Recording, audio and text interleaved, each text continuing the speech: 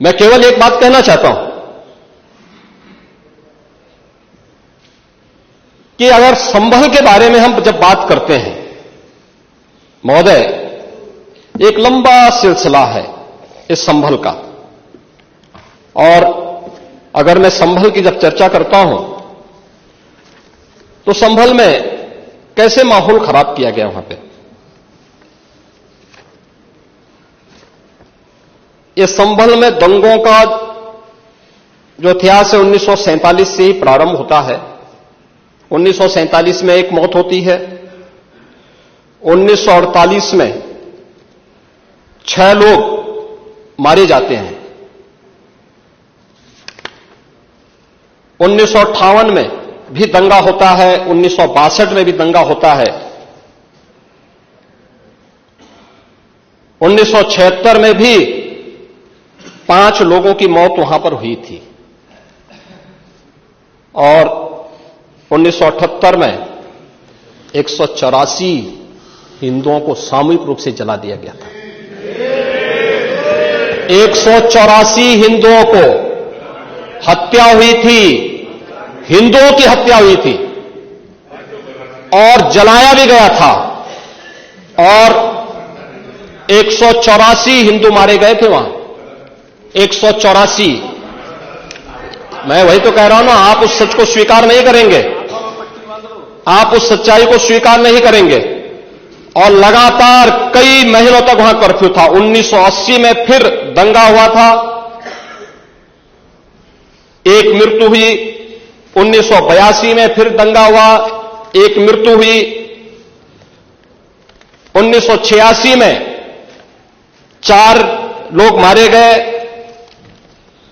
और 1990 फिर 1992 में 5 मौतें हुई, 1996 में 2 मौतें हुई। ये लगातार ये सिलसिला चलता रहा 1947 से लेकर के अब तक। 209 हिंदुओं की निर्मम हत्या वहां हुई है संभल के अंदर, 209 हिंदुओं की, और एक भी बार किसी ने उन निर्दोष हिंदुओं के लिए कभी 2 शब्द नहीं कहे, उनके प्रति, उन परिवारों के प्रति संवेदना के शब्द नहीं कहे। महोदय, जो आज घड़ियाली आंसू बहा रहे हैं,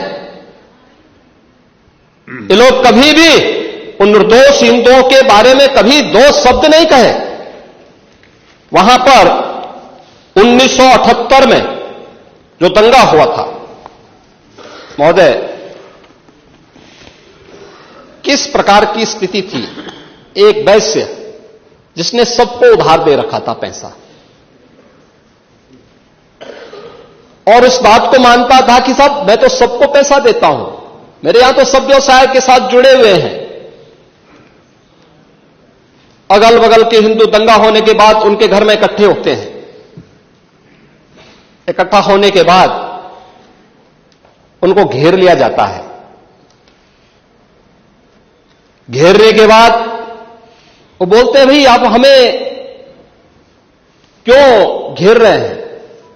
कहा जाता है, नहीं, क्योंकि तुम इन हाथों से पैसा मांगोगे, इसलिए उनके हाथ काटे जाते हैं, फिर उनके पैर काटे जाते हैं, और फिर उनका गला रेंध करके हत्या होती है। ये लोग सौहार्द की बात करते हैं, शर्म नहीं आती इन लोगों को सौहार्द के बारे में चर्चा करने की। 1978 से जो मंदिर आज निकल रहा है, 1978 से इन लोगों ने कभी खोलने नहीं दिया उस मंदिर को, जो आज बजरंगबली का मंदिर निकल रहा है। जो वहां पर आज 22 कुएं किसने बंद किए थे? इन 22 कुओं को भी वहां पे बंद किया गया, और वहां का माहौल इतना तनावपूर्ण किसने बनाया था? ये पत्थरबाज कौन थे? एक भी गिरफ्तारी बिना साक्ष्य के नहीं हो रही है। और याद रखना, जिसने पत्थरबाजी की होगी, जिसने माहौल खराब किया होगा, उसमें एक भी बचने वाला भी नहीं है, एक भी नहीं बचेगा। महोदय, जो बात यहां पर माननीय सदस्य शेखबाल महबूब ने संभल के बारे में लिखा, माननीय सदस्य कुंवर रघुराज प्रताप सिंह जी ने यह बात बहुत स्पष्ट की कि हम तथ्यों को छुपा करके कब तक जनता को गुमराह करेंगे। हर व्यक्ति जानता है कि माननीय न्यायालय के आदेश पे सर्वे का कार्य हो रहा था और सर्वे हो रहा था।